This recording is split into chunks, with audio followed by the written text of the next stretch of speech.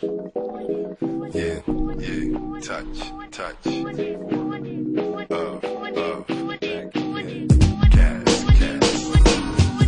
What's going on in the world today? What's going on outside the USA? What's going on your block, on your corner per se? What's going on your... But as we celebrated, as many of us did emotionally, once again, excitement over the black president, ran the streets hollering and screaming, oh my God. What did it mean though? As we look around and unemployment in the black community is higher than ever before, higher than it's been probably since the Great Depression.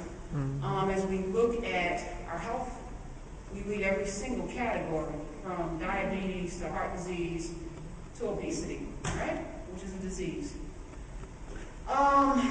Black businesses have dwindled since Reconstruction, since the Civil Rights Movement, right? We have fewer businesses now that are owned by us. And we were complaining, a lot of people, about Essence hiring a white fashion editor. Oh my God, I can't believe Essence would do that. It's a black magazine. No, it's owned by white people now.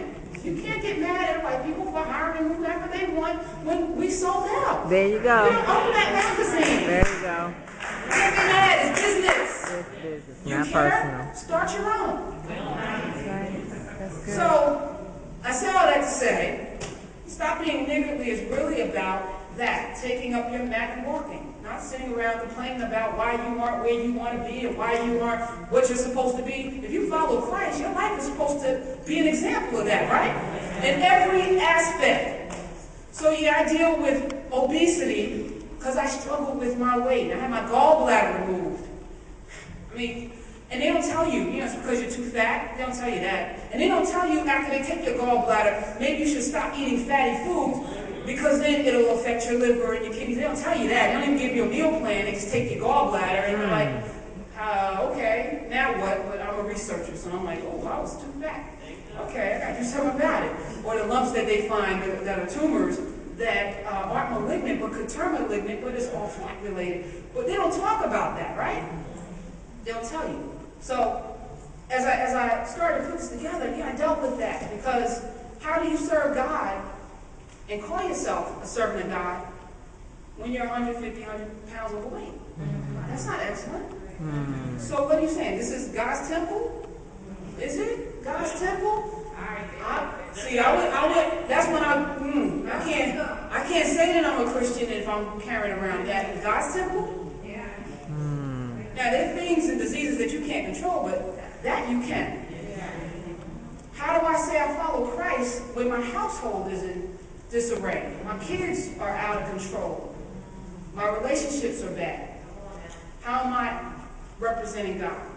So, as I sat down to write this book, and this, for the record, I've done 18 books. I have 7 New York Times bestsellers, success, and all this other stuff that we can talk about. Or probably won't, but you can Google it.